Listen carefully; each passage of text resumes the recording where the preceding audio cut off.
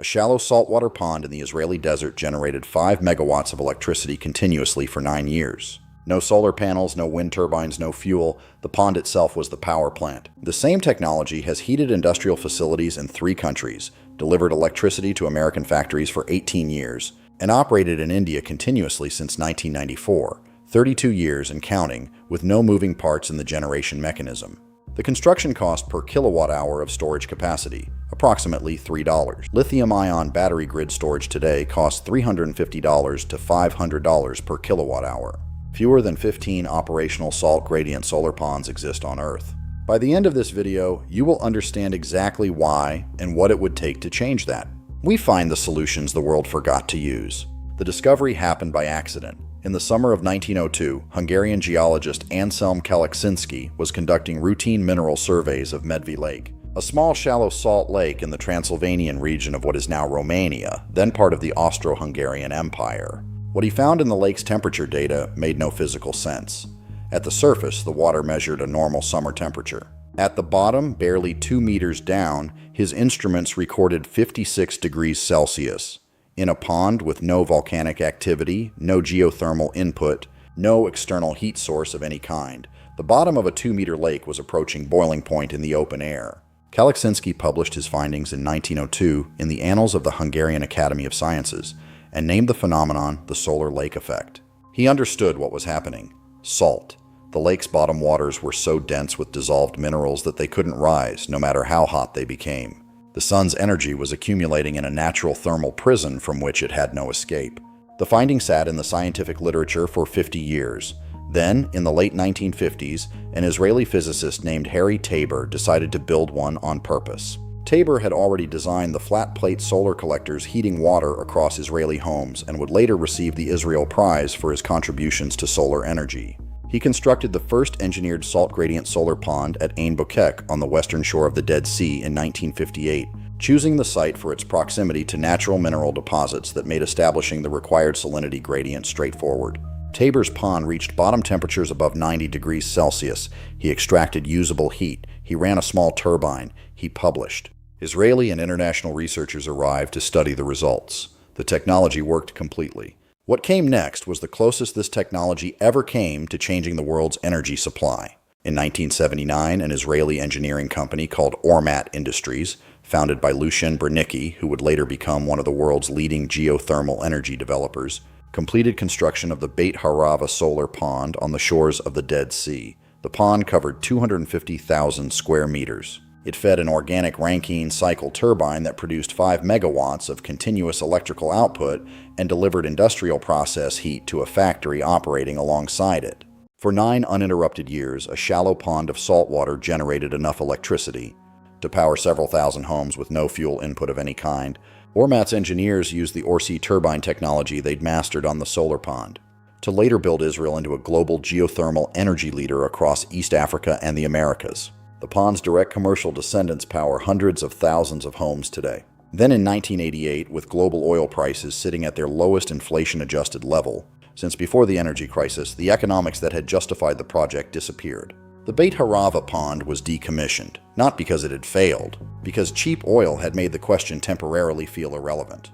The salt gradient solar pond works by exploiting a property of salt water that every ocean swimmer has experienced without thinking about it. Salt water is denser than fresh water. The saltier the water, the heavier it is. In any ordinary body of water, warm water rises to the surface, releases its heat into the atmosphere through evaporation and convection, and cools down. This is why lakes and oceans don't accumulate heat. They continuously lose it at the surface. The salt gradient solar pond eliminates this loss mechanism entirely. Engineers construct 3 distinct layers. The upper convective zone, the top 20 to 40 centimeters, is low salinity water at ambient temperature, transparent to sunlight. Below it sits the non-convective zone, 1 to 1.5 meters thick, a carefully maintained salt concentration gradient that increases steadily with depth, from roughly 3% salinity at the top to 26% at the bottom. This zone is the crucial element. When solar radiation heats the bottom waters, those waters are too salt-dense to rise. They cannot convect upward through a zone of progressively denser water above them. The non-convective zone acts as a transparent thermal insulator. Sunlight passes downward through it freely, but heat cannot pass upward through it at all. Below the non-convective zone sits the lower convective zone, a deep, uniformly saline layer of near-saturated brine that accumulates solar heat continuously, with nowhere for that heat to go. In a correctly designed pond, the lower convective zone reaches 80 to 90 degrees Celsius during summer months, coffee brewing temperature available from sunlight and salt. That temperature differential is sufficient to drive an organic Rankine cycle turbine, a heat engine that functions at lower temperatures than conventional steam turbines, by using organic compounds with lower boiling points as the working fluid. The OR-C turbine is the only moving component in the electricity generation sequence. The pond itself, the mechanism that captures, stores, and maintains the thermal energy, has no moving parts at any point in its operation. Research published in the journal Solar Energy in 2010, reviewing 3 decades of global solar pond installations, documented thermal collection efficiencies of 15 to 20% of incident solar radiation, comparable to first-generation photovoltaic panels, with the critical distinction that a solar pond stores the energy it collects in thermal form for weeks, not hours. But does it perform under real conditions, in real climates, with real energy bills attached? In El Paso, Texas, the University of Texas built a 3,350 square meter solar pond in 1986 on the edge of the city. For 18 years, it produced a continuous 70 kilowatt electrical output while simultaneously delivering industrial process heat to a nearby Kroger food distribution facility, heat that would otherwise have required natural gas. The pond operated through Texas summers exceeding 40 degrees Celsius and through years when competing energy prices were at their cheapest in memory. It didn't fail. It was decommissioned in 2004 when the research program concluded and no utility company had committed to scaling the findings. The pond basin remains in the ground today. In Gujarat, India, the Gujarat Energy Development Agency completed a solar pond at Bachau in the mid-1990s. That installation has been delivering industrial process heat continuously for over 30 years. India's Ministry of New and Renewable Energy documented the project in its National Technology Compendium, confirming sustained thermal output across 3 decades of uninterrupted operation, no mechanical failures in the collection mechanism, no fuel consumed, no replacement cycle reached. In Alice Springs, Australia, the Northern Territory government built a pilot solar pond specifically to evaluate viability for remote community energy supply. Settlements where diesel fuel must be trucked hundreds of kilometers through desert at costs exceeding $0.40 per kilowatt hour. The Alice Springs pilot confirmed that solar ponds accumulate more solar energy per square meter in high radiation desert climates than in temperate regions, making them most effective precisely where conventional fuel costs are highest. The cost comparison is where the performance gap becomes difficult to explain. A salt gradient solar pond costs approximately $5 to $10 per square meter to excavate and charge with salt. A 1-hectare pond, roughly the footprint of a large suburban property, can generate 100 to 150 kilowatts of continuous thermal output equivalent. Total construction cost, $50,000 to $100,000. A natural gas generation facility delivering equivalent output costs $300,000 to $500,000 in equipment alone before fuel. A lithium-ion battery storage system buffering an equivalent renewable energy source costs $35 million to $50 million at current battery market pricing. The United Nations Industrial Development Organization published its comprehensive solar pond technology assessment, confirming projected operational lifespans of 30 to 40 years for correctly maintained installations, citing the absence of mechanical degradation in the collection mechanism as the primary determining factor. No turbine wears out the pond, the salt doesn't expire, the sun doesn't send a bill. Every number points in the same direction. Every installation confirms the same result. So why does the global energy industry keep building storage systems that cost 100 times more per kilowatt hour of capacity? The global battery energy storage market was valued at $71.8 billion in 2024. The natural gas equipment and services sector exceeded $700 billion that same year. Each of these industries operates on a model that salt gradient solar ponds structurally undermine.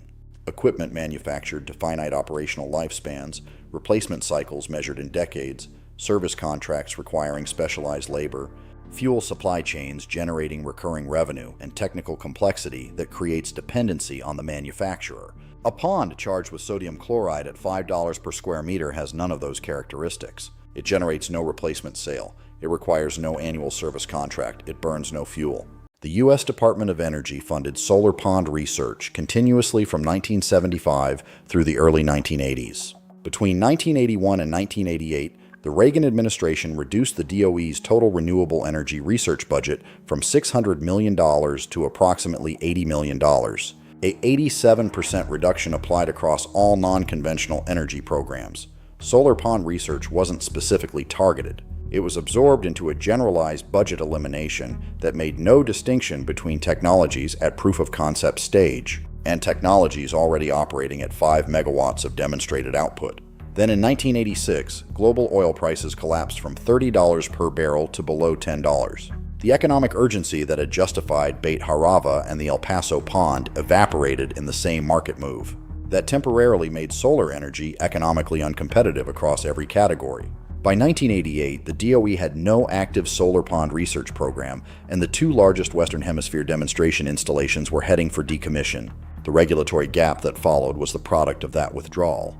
The Federal Energy Regulatory Commission has no specific permitting category for solar pond electricity generation. EPA Clean Water Act Section 402, NPDES permits, written for industrial wastewater discharge, apply to solar pond brine management by regulatory default, adding $50,000 to $150,000 in compliance costs before construction begins. No one wrote those rules to stop solar ponds. They were written for industrial facilities, and solar ponds simply fell under them because no separate framework existed. Israel continues operating solar pond technology for industrial process heat in the Dead Sea Basin. India's National Renewable Energy Agency lists solar ponds as an approved technology category with active installation guidelines. The UNIDO Solar Pond Technology Manual is publicly available through the UN Industrial Development Organization's Energy Portal and constitutes the most complete practical guide to construction, salt gradient management, and ORC turbine integration currently published. No one decided this technology shouldn't exist. A budget cycle and an oil crash made the decision for them. When Winter Storm Uri cut power to 4.5 million Texas homes in February 2021, natural gas pipelines froze, wind turbines feathered, and solar panels sat under ice. A solar pond on the same grid would have kept generating. The thermal energy stored in its lower convective zone, accumulated across months of prior solar exposure, doesn't freeze at the surface. It doesn't require a functioning grid connection to release. It doesn't need a fuel delivery truck operating in a blizzard. The brine in the lower convective zone holds heat the way a stone wall holds heat. Slowly accumulated, slowly released, completely indifferent to what the atmosphere is doing 6 meters above it. The global energy storage market spent $71.8 billion last year building systems that store electricity for hours. Anselm Kalaksinski found a pond in Romania in 1902 that had been storing solar heat for centuries, at a depth of 2 meters in a lake with no infrastructure, no investment, and no maintenance program of any kind. The salt gradient that trapped 56-degree heat at the bottom of Medve Lake in 1902 still works in Gujarat, India today. 30 years into continuous operation, no moving parts, no fuel, no replacement cycle approaching. The physics haven't changed, the sun hasn't stopped, the salt is still dissolving. The question was never whether it works. The question is why we're still asking why we don't use it. Subscribe so you never miss the next solution the world forgot to use.